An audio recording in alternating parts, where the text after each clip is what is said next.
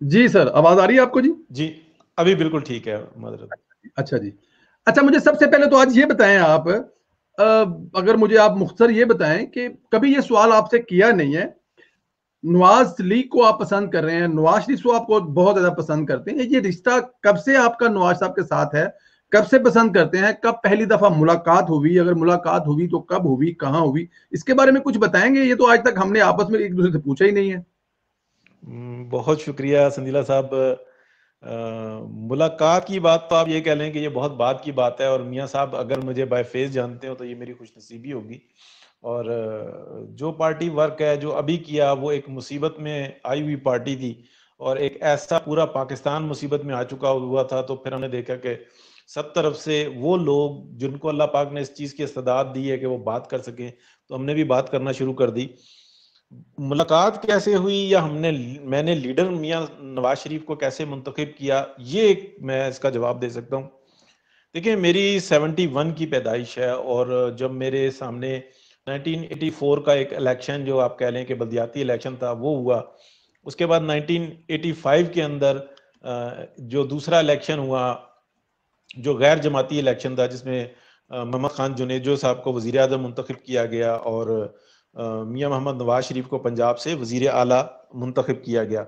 اور یہ ایک ڈکٹیٹر کے انڈر ایک ایسی صورتحال تھی کہ جب جو پولیٹیشنز تھے وہ نکلنے کا راستہ نکال رہے تھے کہ کسی طریقے سے ہم جمہوریت کی طرف بڑھیں اور ماشاءاللہ سے اپنی جان چھڑائیں. اور پھر 86 کے اندر آپ کو پتا ہے کہ ایک یادگاری دن تھا کہ جب محترمہ بے نظیر بھٹو پاکستان واپس تشریف لائیں، یعنی کہ یہ ایک قدم تھے کہ جو جمہوریت کی طرف بڑھ رہے تھے. اسی اسنا میں ہم دیکھتے ہیں کہ 1985 میں میاں محمد نواز شریف جب وزیر اعلیٰ منتخب ہوتے ہیں تو ان کی ایک خاص قسم کی ایفرٹ تھی جو کہ ایک دم سامنے آنا شروع ہوئی. اور وہ کیا تھی؟ آپ یقین کریں کہ میں جس عمر کے حصے میں ہوں، میں اس وقت میں یہ بات جانتا ہوں کہ جو راول پنڈی کا جو مری روڈ ہے اس کے اوپر گاڑی جب چلتی تھی تو وہ ایسے چلتی تھی کہ جیسے کشتی چل رہی ہو، اوپر نیچے. کوئی سی گاؤں کی دیہات کی جو سڑکیں ہوتی ہیں نا، جو مٹی والی ہوتی ہیں، جہاں پہ کھڈے ٹبے ہوتے ہیں اور ٹوئے شوئے ہوتے ہیں، وہ بھی بہت بہترین ہوتے ہیں، وہ بھی بڑے مناسب ہوتے ہیں. اس سے زیادہ بڑے یہ راول پنڈی کی مری روڈ کی صورتحال تھی. تو اس دوران میں میاں محمد نواز شریف وزیر اعلیٰ بنتے ہیں. اچھا یہ تو شہروں کی صورتحال آئی. لاہور ایک دھوڑ دھپڑ کا بازار ہوتا تھا، لاہور میں گھسیں تو راوی سے جس ٹائم ہم انٹر ہوتے تھے تو ہمیں پتہ لگتا تھا کہ پوری جو سی تھی نا مٹی اور دھول کا بادل گزرتا تھا، اور یہ ساری صورتحال تھی. اب ایک ایسا شخص ایسے صورتحال کے اندر انٹر ہوتا ہے اور وہ خاص انٹرسٹ رکھتا ہے روڈز بنانے میں، لوگوں کے انفراسٹرکچر بنانے میں، اور یہ سب کچھ کرتا ہے. اس کے ساتھ ساتھ ہم دیکھتے ہیں کہ پنجاب کے وزیر اعلیٰ تھے تو پولیس ان کے انڈر آ گئی تھی. جب وہ پولیس کو ہم دیکھتے ہیں تو اس وقت میں یقین جانے سندیلا صاحب، میں بڑی ایمانداری کے ساتھ بات کر رہا ہوں کہ سندھ میں بھی بچیوں کی عزتیں اسی طرح سے لوٹی تھی، پنجاب میں بھی، اور کے پی اور جو بلوچستان ہے اس کے اندر تھوڑے سے سٹرک حالات تھے تو خبریں باہر نہیں آتی تھی، لیکن زیادتیاں ہوتی تھی، بالکل ڈیفرنٹ نوعیت کی زیادتیاں ہوتی تھی، اس طرح کی بھی ہوتی تھی. لیکن جو بچیوں کی جو عزت پامال کی جاتی تھی نا، وڈیرا کریسی میں اور چودھری کریسی میں، یہ دونوں برابر کے تھے. اور کوئی رپورٹ درج کرا لے تو یہ بہت بڑا احسان ہوتا تھا یا وہ بہت بڑا کارنامہ ہوتا تھا کہ اس نے رپورٹ درج کرا دی. عزتیں نیلام ہو رہی تھی، بڑی بری حالت تھی. اس دور کے اندر میاں محمد نواز شریف جیسا شخص جب وزیر اعلیٰ بنتا ہے تو اچانک سے ہم دیکھتے ہیں کہ ایک دن ٹی وی پہ خبر آتی ہے کہ ایک بچی کی عزت لوٹی گئی، اور وہاں پہ وزیر اعلیٰ پنجاب جو انسان پہنچ گئے. اور پھر جو انسان ہم یہ دیکھتے ہیں کہ تھانے کے اندر چھاپا، پولیس والے ان کی دوڑیں لگ گئیں، اور جناب ایس ایچ او معطل ہو گیا، تھانہ پورا کا پورا معطل ہو گیا، ایس پی کو طلب کر لیا گیا، ڈی آئی جی تک جناب بھاگا دوڑا پہنچ گیا. یہ کیا ہو گیا؟ ہم دیکھتے ہیں کہ شیر اور بکری ایک ہی طریقے سے جو انسان آمنے سامنے ہوتے ہیں، اور کہتے ہیں کہ یہ جو زور آور ہے نا، پھر اس کا زور ہم دکھاتے ہیں. اور پھر اس کو دیکھا کہ ہم نے وہ گھٹنوں کے بل کیسے بیٹھا، اس کی گرفتاریاں کیسے ہوئیں، اس کی تڑ کیسے ختم ہوئی. اور ہر دوسرے تیسرے دن ہم یہ دیکھتے تھے کہ صبح کا اخبار کھولا، فلانے گاؤں میں فلانی بچی کے ساتھ ریپ ہوا ہے اور ابھی تک رپورٹ درج نہیں ہوئی. اور شام کو ہمیں پتا ہوتا تھا کہ اب خبرنامہ جب 9 بجے کا لگے گا تو ہم تھیٹر دیکھیں گے. اور پھر یہ پتا لگا کہ نہیں، شیر و بکری ایک گھاٹ پہ پانی کیسے پیتے ہیں، پیتے ہوئے دیکھا۔ پھر ہم نے دیکھا جس طرف ابھی آپ جو انٹروڈکشن میں جو آپ بات بتا رہے تھے کہ چنگی کا ایک نظام ایسا لانتی نظام تھا کہ کھیت میں محنت کر کے اس وقت میں گڈے چلا کرتے تھے، یا اس کو کراچیاں کہہ لیں یا وہ بیل گاڑی کہہ لیں، کہ بیل لگی ہوتی تھی پیچھے جناب سامان لوڈ ہوا اور وہ منڈیوں کی طرف جاتے تھے، اور منڈیوں میں جا کے پھر وہ بڑی منڈیوں میں ٹرانسفر ہوتا تھا۔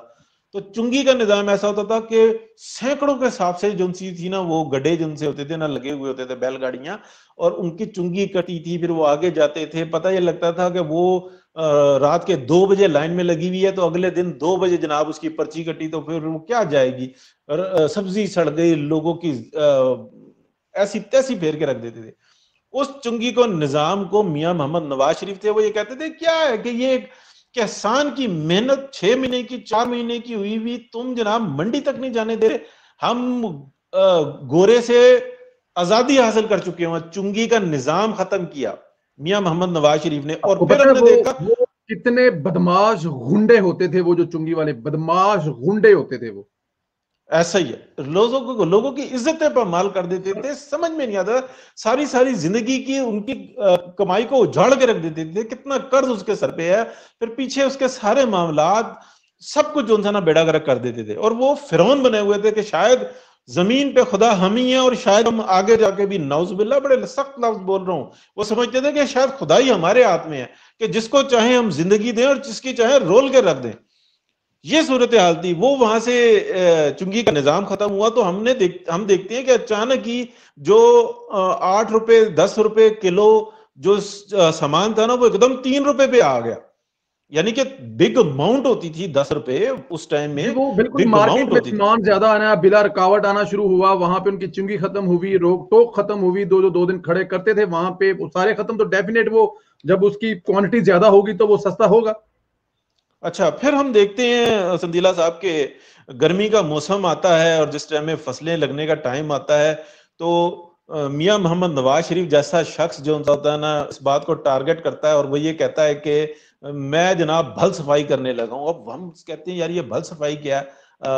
چلیں آپ کو اور ہمیں تو پتا ہے کہ یہ نہروں میں بھل صفائی ہوتی ہے تو پانی کی مقدار 3-4 گنا بڑھ جاتی ہے اور کسی جگہ پہ بلاکیج نہیں آتی، تو میاں نواز شریف پہنچتے ہیں۔ پہلی دفعہ ہم نے سنا کہ بھل صفائی کرو، ٹریکٹر لگاؤ، تم ڈیزل ہم فری میں دیں گے، ٹریکٹر لگاؤ ہم تم کو جو فیسیلیٹیشن ہو سکتی ہے وہ دیں گے، وہاں پر لا کے کس طریقے سے لیول کرنا ہے، کس جگہ پہ کتنی ہونی چاہیے، ایکسپرٹیز ہم بھیجیں گے۔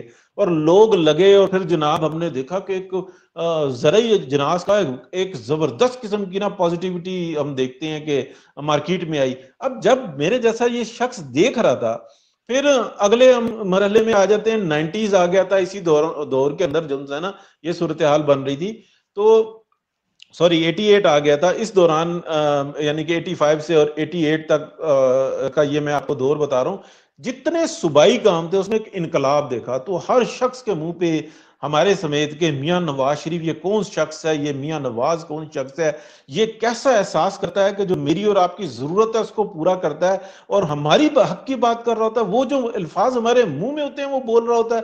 یہ شخص کون ہے، یہ کہاں سے آ گیا، یہ کس طریقے کی بات کرتا ہے، یہ کس طریقے سے عزتیں لٹتی ہوئی جونسی ہوتی ہیں ان کے اوپر جاتا ہے۔ پھر میں نے کہا کہ نہیں، یہ وہ شخص ہے جو اس ملک کی ہمارے لیے بہتری کر سکتا ہے۔ اور سندیلا صاحب میں آپ کو بتاؤں، ہم بڑے متوسط طبقے کے لوگ ہیں، لیکن رب تعالیٰ نے جو ہمیں بھی بھاگ لگائے ہیں نا یہ اسی دور میں لگائے ہیں، یہ جو اتنی خوشحالی آئی ہے۔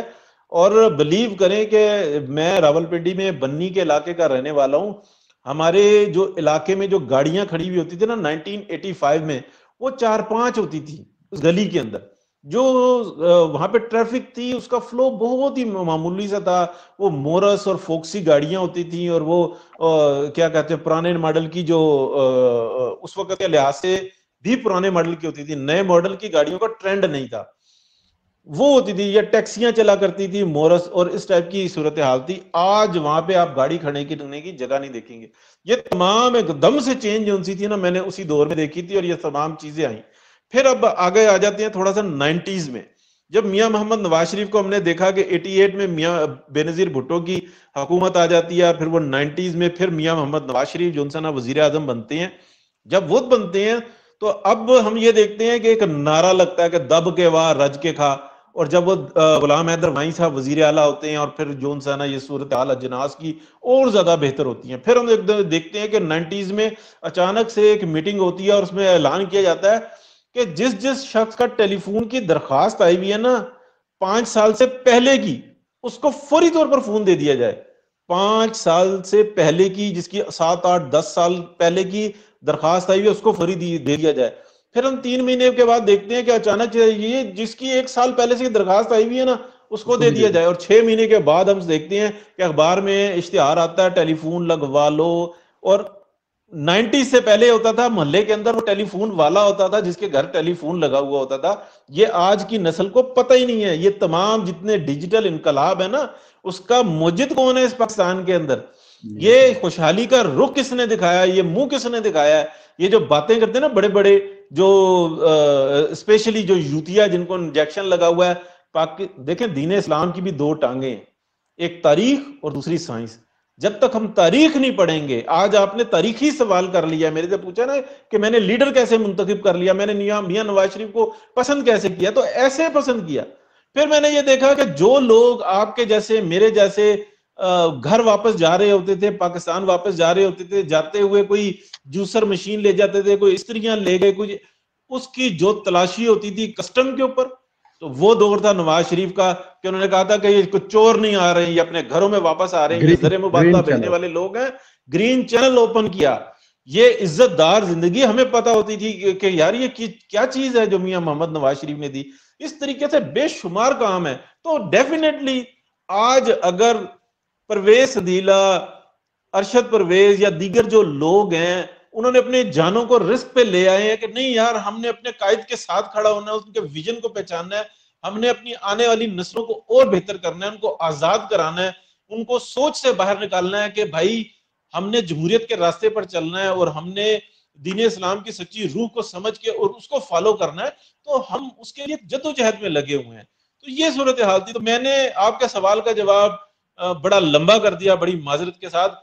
میں اور بول سکتا ہوں لیکن میاں محمد نواز شریف کے کارنامے نہیں ختم ہوں گے۔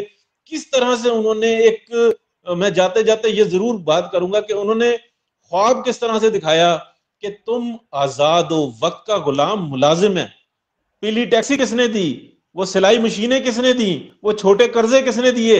اور یہ کس نے کہا کہ تم اپنا کماؤ، اپنے لیے کرو، تم کو ہم زرعی قرضے دیتے ہیں، تمہیں فری جو ہے نا اپنا زمین لیول کر کے دیتے ہیں، تمہیں قسطوں کے اوپر اور قرضوں کے اوپر جو ہے نا بیج دیتے ہیں، کھاد دیتے ہیں، جب فصل لگے گی اور تم گندم جمع کراؤ گے تو اس میں سے کٹوتی ہو جائے گی۔ یہ خوشحالی کے رخ کس نے دکھائے ہیں؟ کوئی دوسرا بتائے تو صحیح، میاں نواز شریف کے علاوہ ہو تو میرا لیڈر نواز شریف ہے، میں اس کے لیے لڑنے کو بھی تیار ہوں۔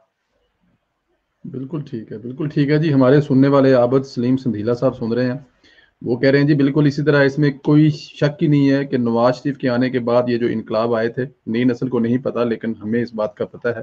عادل چوری صاحب کہہ رہے ہیں جی جناب مجھے پتا ہے، اس وقت جب پورے محلے میں ایک ہی ٹیلی فون لگا ہوتا تھا، جب پہلا موبائل، مطلب کہ یہ چیزیں جو ہسٹری ہیں۔ اس کے علاوہ جو آپ کو نہری بھل والی بات کر رہے ہیں اس پہ بھی ایک دوست ہیں وہ کہہ رہے ہیں جی کہ بالکل ہمیں اس بات کا اندازہ ہے اور پتہ ہے جی، کیونکہ آپ نے جو سچائی کا، اچھا جی پرویز سدیلہ صاحب آپ کی عظمت، اچھا جی بڑی مہربانی بھائی جان، عظمت السلام علیہ، چلو مہربانی، اچھا بالکل ٹھیک ہے جی، آپ بالکل اس میں ٹھیک کریں۔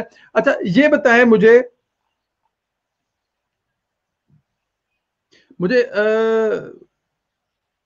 بڑے عجیب تو ملک کال آ رہی، میں چکنی بھی نہیں ہے، پتہ نہیں کدی کال ہے۔ اچھا میں آپ کو ایک کلپ دکھانا چاہتا ہوں، میں پہلے اس سے کہ آپ کو سوال کروں، میں کلپ دکھا لوں۔ میں نے آج آپ کے تھوڑی سی آپ سے مہنگائی پہ بات کرنی ہے، پر اس سے پہلے عمران خان نے آج کچھ فرمایا ہے، تو مریم نواز کا ایک کلپ ہے، اگر اجازت دے تو وہ پہلے میں آپ کو سناتا ہوں اور اس کے بعد پھر ہم اس پہ بات کرتے ہیں، ٹھیک ہے جی؟ آج تم اپوزیشن کو یہ مت کہو کہ اپوزیشن فوج کے خلاف بات کرتی ہے، اپوزیشن اور پاکستان کی عوام کے پاس تمہاری